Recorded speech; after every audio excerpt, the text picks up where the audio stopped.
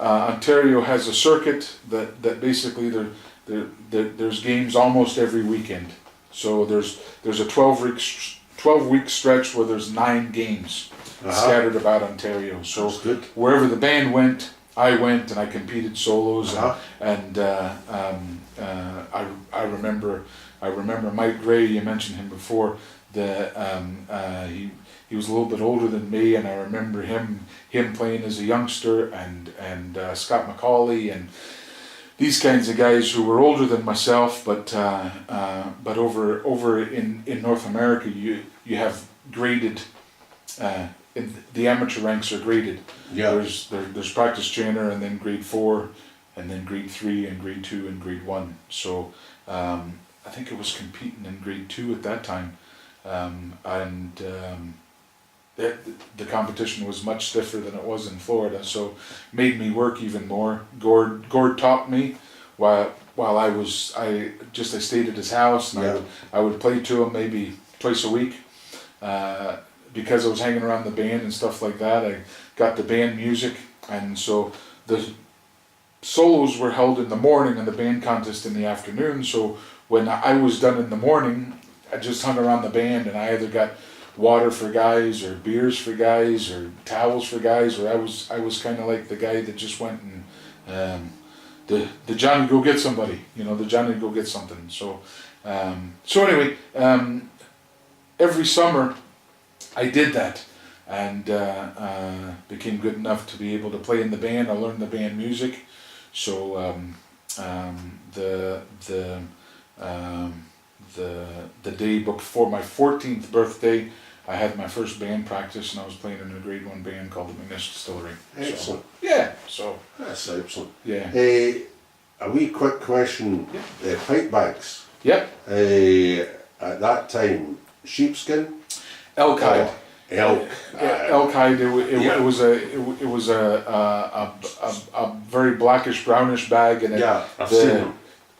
It's like a hide bag. Yeah.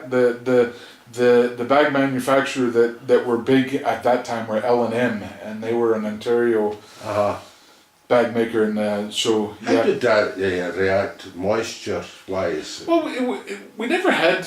I sound like an old guy when I say this, but we never had the moisture that we have nowadays. I mean, funnily enough, moisture would accumulate on the reeds or accumulate on the pipes, but you just you don't have the moisture in the States that you have in this country. I mean, it wasn't as humid. No, this was during the summer months, and you had the heat.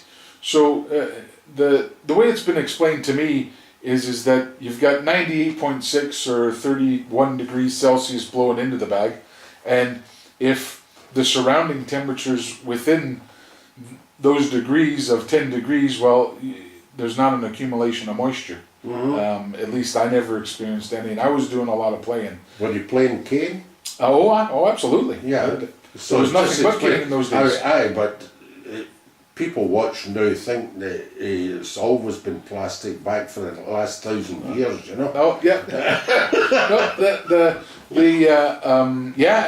And never had a water trap, never just an elk hide bag, and when you felt it, and when it was non-oily, you seasoned it, and I used my. So it didn't take a lot of seasoning. No. What did you use for seasoning? Well, my grandfather had a mixture that 2 ounces of brown sugar, 2 ounces of honey, 2 ounces of glycerin, 2 ounces of alcohol, and each of those properties had something to do with it. You heated it up, and what the alcohol did was it forced the sugar and the glycerin, which created kind of like a gooiness of it, and to evaporate. And when it evaporated through the pores, it took this stuff into the pores, so it became an airtight bag. So and I mean, bags would last us at least 2-3 years without a doubt. And then that's interesting. That's an interesting question. Really. Yeah. Absolutely. Yeah. So you're in the verges of the pipe band. You're 14. Yeah. You're competing with McNish. Is it Clan McNish? No, McNish Distillery. McNish They had a Distillery. whiskey. They had a whiskey. That was a Scotch whiskey called McNish, Yeah. and they were owned by the Hiram Walker Group, who had a Canadian whiskey called Wiser's, which is very, very popular. And so the band got a sponsorship as far as it goes, and so Excellent. yeah. Okay, and you're competing through your teenage years and you're doing quite well, you're doing the games and all the rest of it. Yep. I think we'll leave North America. There we go. When did we leave? Well, to just Yeah. backtrack slightly, when I broke into the professional grade, I was 16, and my marches, Trespes and reels were the Highland Wedding, Abercrombie Highlanders, big tunes and stuff like that. My P-works were Glengarry's Lament, Donald Malagan when everyone else was playing McSwan Roig and Donald Dougal Mackay and these kinds of things. So there was a gap there.